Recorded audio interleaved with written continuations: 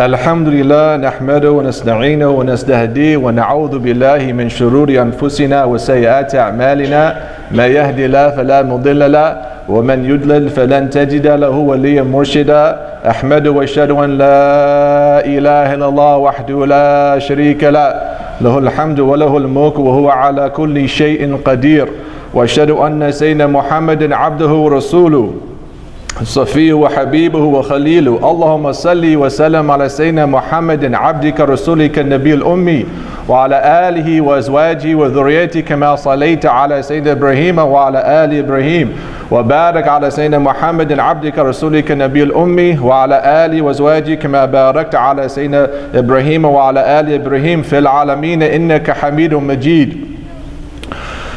والله عز وجل يقول وبقول يهتدي المهتدون جل في علاه وإذا قرئ القرآن فاستمعوا له وأنصتوا لعلكم ترحمون. وقال عز من قائل كريم فإذا قرأت القرآن فاستعذ بالله من الشيطان الرجيم أعوذ بالله من الشيطان الرجيم يا أيها الذين آمنوا اتقوا الله حق تقاته ولا تموتن إلا وأنتم مسلمون. وقاله سبحانه وتعالى يا أيها الذين آمنوا اتقوا الله وقولوا قولا سديدا يصلح لكم أعمالكم ويغفر لكم ذنوبكم ومن يطع الله ورسوله فقد فاز فوزا عظيما. وقاله سبحانه وتعالى Bismillah ar-Rahman ar-Rahim wal asr. Innal insana lafi khusr illa alladhina amanu wa aminu salihati wa tawasaw bil haqqi wa tawasaw bis sabr. بارك الله لي ولكم في القرآن العظيم ثبتني وإياكم على صراط المستقيم أجارني من خزي وعذاب الأليم. Alhamdulillah, dear respected brothers and sisters in Islam, I wanted to talk about a very important topic today, which is inshallah preparation for Ramadan. We have a little over a week left before we are going to start fasting inshallah, and we start preparing for the blessed month here and now and today. We have to realize as Muslims inshallah that Ramadan is more than just a month. It is a state with Allah subhanahu wa ta'ala. This is a state that we should prepare for before the month actually enters, and it's a state that we should maintain after the month leaves, because it's not just 30 days that we become seasonal Muslims, practicing Muslims for 1 month. We need to be good in practicing Muslims for the sake of Allah subhanahu wa ta'ala year round. And that's how you see the Sahaba radiallahu anhum. They used to prepare for Ramadan 6 months in advance. And then when they would fast during the month of Ramadan, they would bid farewell and make dua for the acceptance from Allah 6 months afterwards. So the whole year for the Sahaba radiallahu anhum was Ramadan. And this is the closeness and ascension spiritually that we get to our Creator, which is more important than just fasting and from food and water, but to be close to Allah subhanahu wa ta'ala. And that's what the month of Ramadan is all about. And that's what we're going to try to prepare for inshallah. To understand what Sawm Ramadan means from an Arabic linguistical definition, we have to look at the word Sawm. Sawm in Arabic means al-imsak. It means to literally refrain from something. And in terms to fasting, in terms of Ramadan, it means al-imsak ala wajh al-khusus bi niyat makhsusa. It is fasting in a specific way, yani from food and water and relations with one's spouse, bi niyat makhsusa, with a specific intention. And it's important in Ramadan, and many people forget this from a fiqh ruling, that we make our intention the night before the day that we fast. In the Shafi madhab, one must make the intention to fast the next day. Nawaitu Sawm Ramadan, yani nawaitu farda Sawm on Shahr Ramadan ghadan hadi sana lillahi ta'ala. I intend to fast my obligatory fast of Ramadan tomorrow for the sake of Allah subhanahu wa ta'ala. This is an intention that must be made in the Shafi madhab before Fajr enters for the fast to be sound the next day. And in the Hanafi madhab they have even longer. Some scholars will say till Dhuhr. And the Maliki madhab, you can make the intention the first night for the whole month, and that suffices. But we must make our intention to fast daily, because the Prophet Muhammad sallallahu alaihi wasallam, he says, "Innama al-a'mal bin-niyat, wa likulli imri'in ma nawa." Truly, actions are by intentions. Actions are based upon your intentions. Wa likulli imri'in ma nawa, and for every individual is that which he or she intends. So we must make an effort to make that intention. And then you look at the month of Ramadan. Where does it come from? Right? Some say Ramzan. Ramadan. Where does Ramadan come from? It comes from a word called Ramda or Ramd. And this is a word that the Arabs, when they were naming the months of Islam naming the months of the calendar before Islam in the Arabian Peninsula, Ramadan happened to coincide with one of the hottest months of the year. So they said, well, this is a month of Ramda, which means scorching earth, because the sun is so hot in the Arabian Peninsula that they would call it, this is the hot earth, so this is the month called Ramadan. Obviously the month changes and it can even be in the winter, but when they named it, it was during the hot period of the summer, and so they called it Ramadan. And some scholars say it also yurmid al-dhunub, yuhriq al-dhunub. It also burns up the sins. It's a month to burn up the sins. As our Prophet Muhammad sallallahu alaihi wasallam, he says, the ones who fast Ramadan, ihtisaban wa imanan, they rely on Allah and they have faith, and faith in Allah while they fast the whole month, these people, their sins will be forgiven. غُفِرَ لَهُ مَا تَقَدَّمَ. Everything before is previously forgiven from their previous sins. So this is what Ramadan is, and this is what Sawm Ramadan. And I want to get a little bit into the effort. We have to give extra effort. It is a struggle. I know it's hard. It's 19 hours this year, from dawn all the way to sunset. For our fast to be sound and complete, we have to fast that whole 30 days unless we have a valid excuse. And I know it's difficult, but if we apply the same principles that we apply in our work, in our school, when we're with our families, the same things we're taught in this society and culture, in many cultures around the earth, to apply that to religion. So how do I know? As a college football player for University of Washington. We won the Rose Bowl in 2001, and you know what they used to teach us? It's an indoctrination process of basically brainwashing you to exhaust your body to fulfill a goal, which is to win a game. You know, these sports. We're not necessarily here for this World Cup. We're here for the next World Cup. We live in the dunya, we don't live for the dunya, we live for the akhirah, but we must pass through the dunya. So our cup, وَفِي ذَلِكَ فَلْيَتَنَافَسِ الْمُتَنَافِسُونَ. It is in this that the competitors compete, as Allah says. مِزَاجٍ مِّن تَسْنِيمٍ عَيْنَيْ يَشْرَبَ بِهَا الْمُقَرَّبُونَ. It is this drink in a goblet, made of wine, a drink of wine in a goblet, made of gold. This is what the competitors compete over, as Allah says in the Quran. This is our World Cup, the Akhirah World Cup. You see, and this is the competition. So this is what they teach us. And so what do they teach us in football? That which does not kill me only makes you stronger. They tell you no pain, no gain. When the tough gets going, when the going gets tough, the tough get going. Yani Ramadan is a month when the going gets tough, and the tough need to get going. No pain, no gain. No hunger, no gain. It's not going to kill us. It's actually quite healthy for us. And so these are the things that we need to give that extra effort. And if we use these principles in our work, well, you have deadlines. We have deadlines at work. We have deadlines. We have finals at school. We have to spend time with our family. We can also give the effort and struggle to religion, especially in the month of Ramadan. So Allah subhanahu wa ta'ala, He says in the Quran, He says, Ya ayyuha alladhina aminu kutiba alaykum as-siyam kama kutiba ala alladhina min qablikum la'allakum tattaqun. Allah subhanahu wa ta'ala says, O you who believe, it has been prescribed upon you to fast. And obviously this fast, there's three different types. If you look at some of the scholars like Imam Ghazali rahimahullah, he says there's Sawm al-Awam, the fasting of the layperson. And then he says there's Sawm al-Khusus, the fasting of the special person. And then he says the third and highest level is Sawm al-Khusus al-Khusus, the fasting of the most special people. So he says fasting for the layperson is somebody who just fasts from food and water. That's it.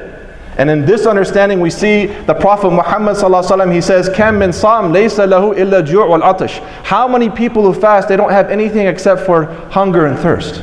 That's it. We walked out of a whole month with hunger and thirst. Where's our closeness to Allah? Where's our love for Allah? Where's our love for Rasulullah sallallahu alaihi wasallam? If we walk away from Ramadan without increasing in mahabbah of Allah and His Messenger sallallahu alaihi wasallam, we've missed the point.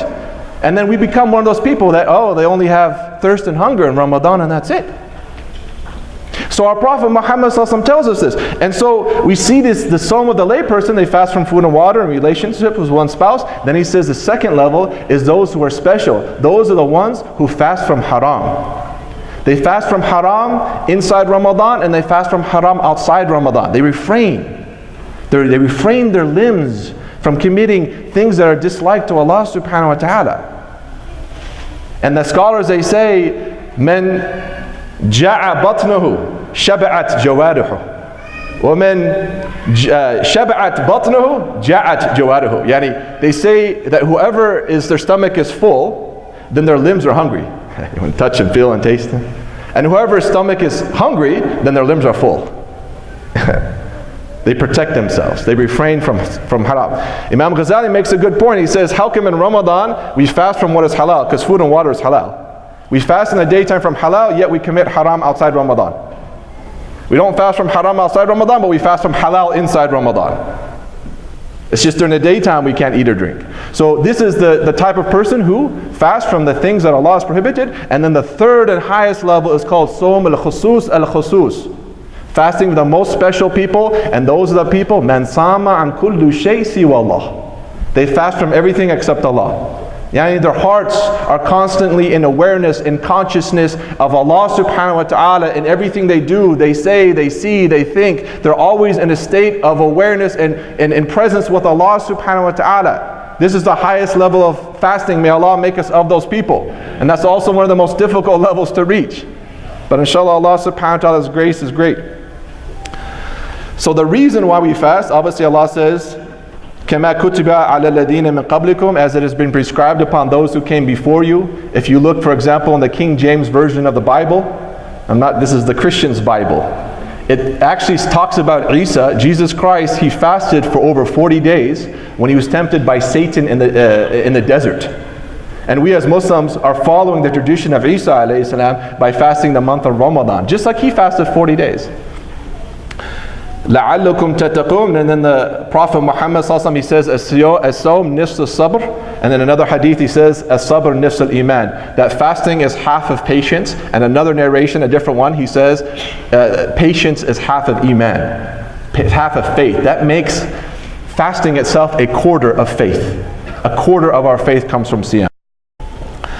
And the reason why we fast, لَعَلَّكُمْ تَتَّقُونَ, so that you may increase in taqwa, God consciousness and God awareness. This has been defined as imtithal awamir Allah wa intiha nawahi, that we avoid the prohibitions of Allah, ijtinab nawahi, and we obey the commandments of Allah. This is the definition of taqwa, God consciousness, God awareness, and this is the whole purpose. Why do we fast? Well, I don't want to eat, I don't want to drink. Why? Because you're conscious of Allah. The whole point is to train us and to discipline our nafs, so we purify our souls, so it becomes obedient servants of Allah subhanahu wa ta'ala. That's the whole point of fasting, to get you to become to get us to become a better Muslim, where we are able to control our bodies and not allow our bodies to control us.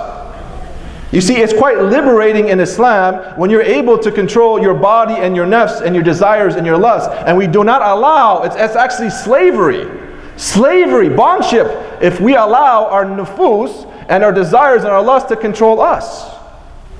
The poet in Arabic, he said, Al-abd hur. Al-abd hur ma qana' wala hur abd ma tama'. That it rhymes in Arabic, it's quite beautiful. The poet, he said that the slave is a free person as long as he or she is content with the will of Allah. And the free person is a slave as long as he or she desires other than Allah. And so we only desire Allah. We only worship Allah. And if we say we love our master and we obey him, then we should do what he says. And this is what fasting allows us to do, to train us.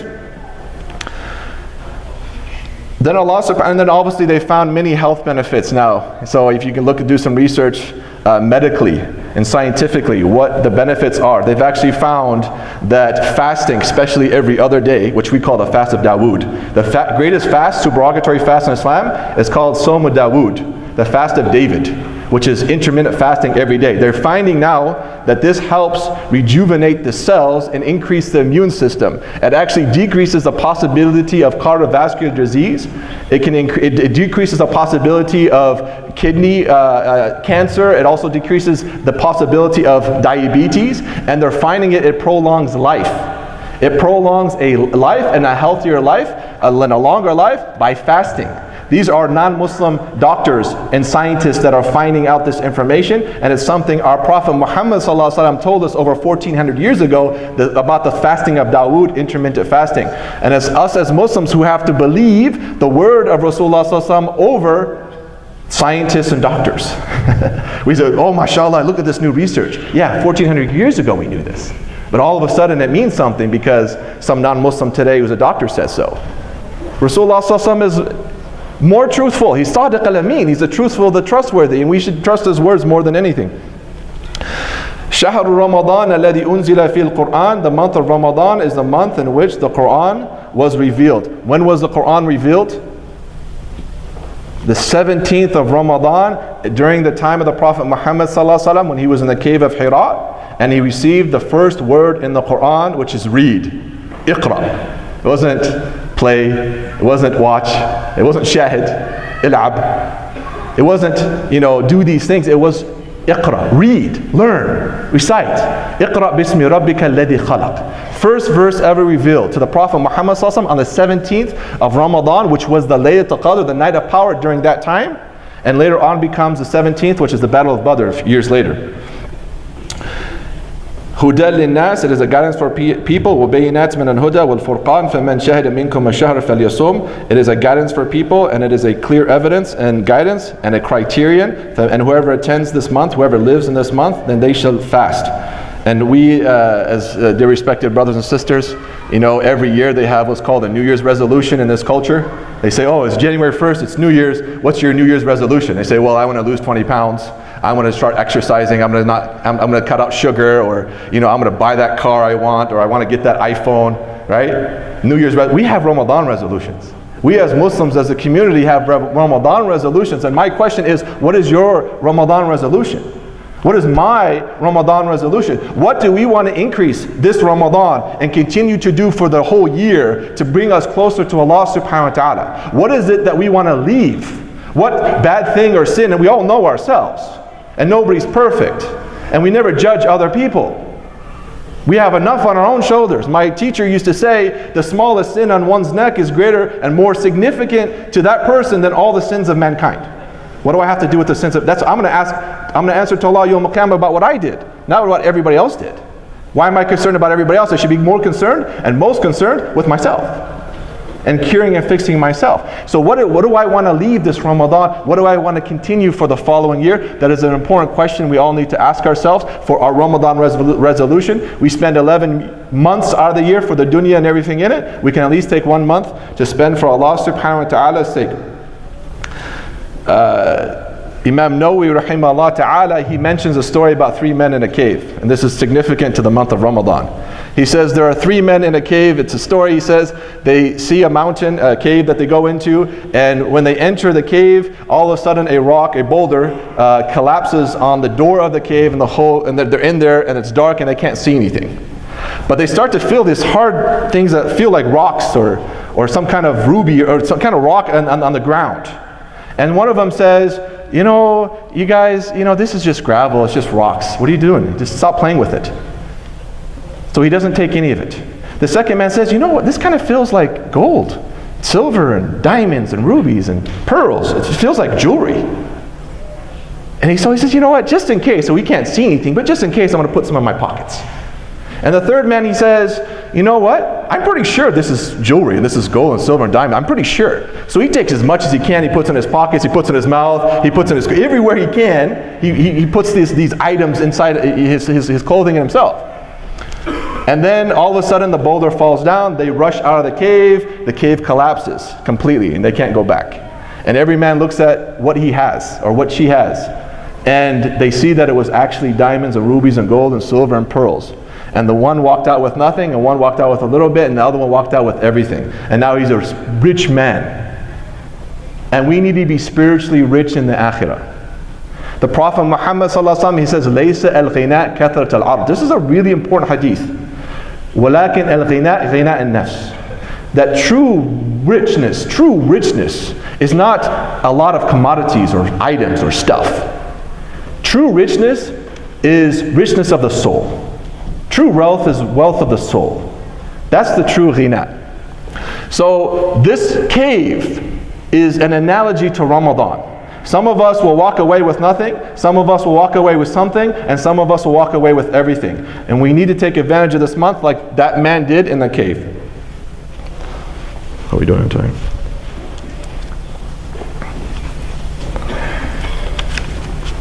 أقول قولي هذا أستغفر الله لي ولكم فاستغفروه إنه هو الغفور الرحيم.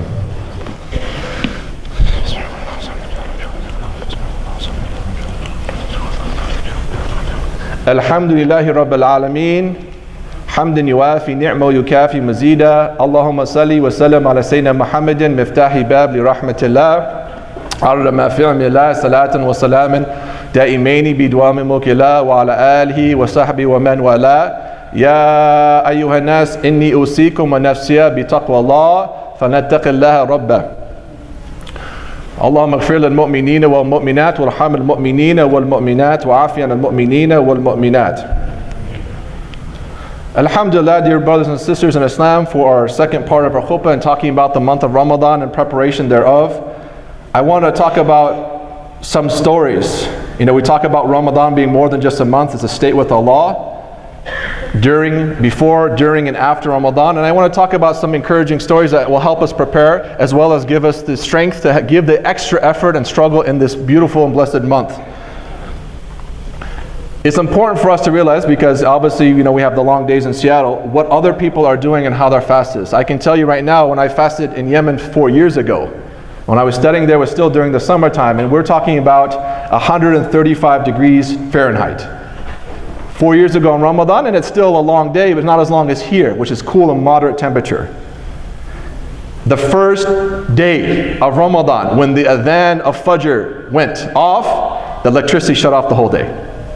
135-degree temperature, we could not sleep because we were sweating too much. This is everybody, man, woman, and child, old, young. Nobody could sleep because it was too hot. We were sweating all day, dehydrated, and yet still the entire village fasted. The entire city fasted. That's nothing that we're facing here. And you even have other examples, for example, my grandmother-in-law. My grandmother-in-law is a Canadian-born white convert. She converted to Islam at 71 years old. 71, this is rare now. She's now 81 years old, and she's been fasting since she became Muslim for the last 10 years. Every single Ramadan. She's older, her health is not as great, and every Ramadan she fasts. And even in Yemen, she fasted in Ramadan. So what is our excuse not to do the same? And remember, 71 years she was not a Muslim.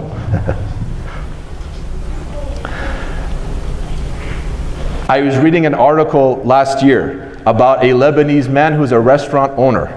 He's in Iceland. Iceland, mashallah, we're complaining about 19 hours. They have 21 hours of fasting.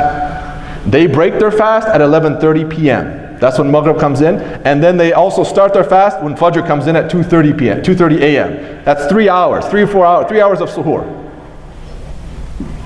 This man has a family in Iceland, and he owns a restaurant, and he and his entire family fasted the whole month of Ramadan. Last year, they wrote an article about him. This was great da'wah because he says, this is my religion, Islam, this is what it teaches me to do, and he's serving food all day at a restaurant. So what is our excuse then? I know converts in Seattle now that are fasting the whole month of Ramadan that work in construction. They get up at 5 in the morning after Fajr and they go work, labor, physical labor in construction all day while fasting in the month of Ramadan, and they weren't even born Muslim. So what's our excuse, especially if we were born Muslim? And then one thing that I saw when I traveled around in the East, is something that is sad. I saw people who were fasting without choice. There's people year-round fasting without choice. Inside Ramadan, outside Ramadan, they don't have anything to break their fast with. I mean, it's sad because I used to see people that would break their fast with dates. That's their iftar. Then I'm not talking about just they break their that's their whole iftar is dates and water. Okay, there are people right now in Syria who are struggling. They're slaughtering cats and dogs just to eat. And they're fasting they don't get to break their fast like we do. So what's our excuse? Our ummah is going through this. They're Muslim, we're Muslim. We feel what fasting is to teach us sympathy for others as well.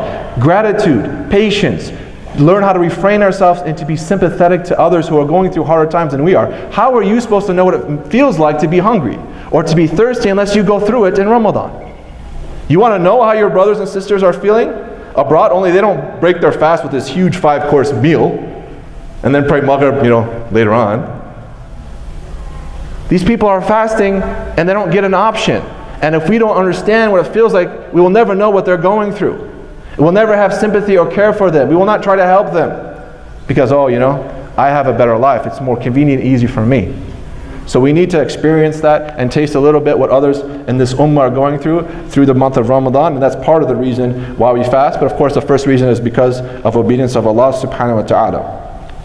And then just a couple notes to kind of inspire us. In Ramadan, one fard, one obligatory action equals 70 fards. Okay, so it's a huge opportunity. One nafila equals one fard. The difference in degrees between a fard and a sunnah is 70 degrees. And if you pray dhuhr now or Jumu'ah, that's just one Jumu'ah. You pray the same Jumu'ah or dhuhr in Ramadan, it's 70 dhuhrs. Okay, one nafila is the equal of one fard. In Ramadan, the reward is greater. Yet also keep in mind, sometimes some of the scholars say the sin is also greater because it's the month of Ramadan. So we should be cautious and aware of that. So we also have the opportunity to try to catch Laylatul Qadr, that night of power. and in it, خَيْرٌ مِنْ أَلْفِ شَهْرٍ, it is better than 1,000 months, which is 83.3 years of worship. If we happen to catch 2 rak'ahs outside Ramadan, okay, that's just 2 rak'ahs. Same 2 rak'ahs in Ramadan, okay, that's 70 times greater. You happen to catch that in Laylatul Qadr, that's better than 83.3 years of 2 rak'ahs. If you were to do 2 rak'ahs every day for 83.3 years, khayrun, it's better than that if you happen to catch that in the Laylatul Qadr, plus the 70 times greater. Again, it's a massive opportunity. Some of us have to make up for what we've lost. This is the opportunity, Ramadan. You can walk away with the sins forgiven and a massive amount of reward, as long as we are sincerely doing it for the sake of Allah subhanahu wa ta'ala. And then we should be cautious of, the Prophet Muhammad sallallahu alaihi wasallam, he says, and I'll close with this hadith, كُلُّ عَبْدٍ ابْنِ آدَمْ لَهُ إِلَّا الصِّيَامَ فَإِنَّهُ لِي وَأَنَا أَجْزِي بِهِ وَالصِّيَامُ جُنَّةٌ. The Prophet Muhammad sallallahu alaihi wasallam says in a hadith that's in Bukhari and Muslim, every action of the son or daughter of Adam is for him or her. This means 10 to 700 times of multiplying the rewards.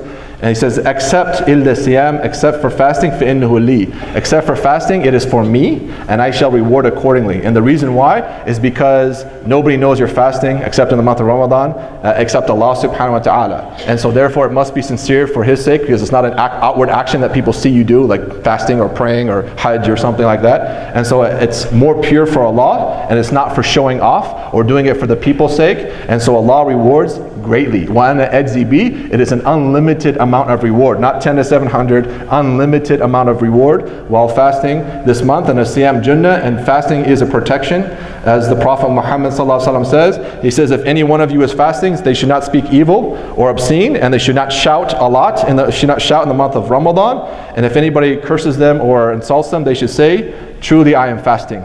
Truly I am fasting. And then وَالَّذِي نَفْسُ مُحَمَّدٍ بِيَدِهِ, my soul is in his hand, that the saliva of the one who is fasting is sweeter to Allah than the scent of musk. That's not necessary for your neighbor, right? So your neighbor may not like the scent of your mouth, but the saliva of the one who is fasting is sweeter to Allah than musk. وَلِصَامٍ فَرْحَتَانِ. And there's 2 moments of happiness for the one who is fasting, that they are happy when they break their fast. You see people before and after. They're happy after, excited, energized. And then the second one is when they meet their Lord, they're happy with the fasting that they did for His sake. And this hadith is in Muslim and Bukhari. And so we have to try to ask ourselves a question.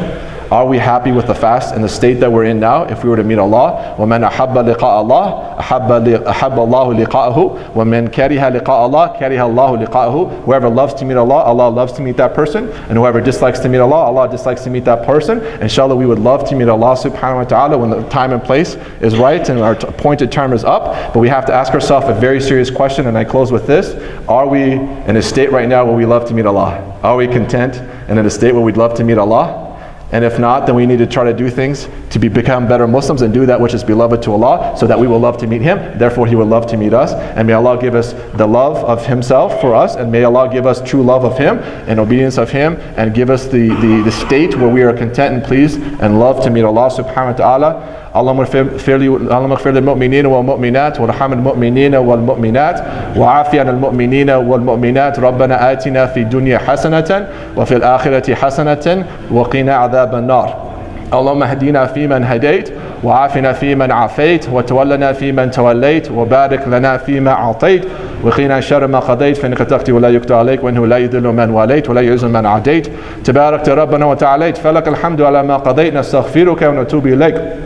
اللهم إنا نسألك زيادة في الدين وبركة في العمر وصحة في الجسد وسعة في الرزق وتوبة قبل الموت وشهادة عند الموت ومغفرة بعد الموت وعفوا عند الحساب وأمان من العذاب ونصيبا من الجنة وارزقنا النذر إلى وجهك الكريم وصلى الله على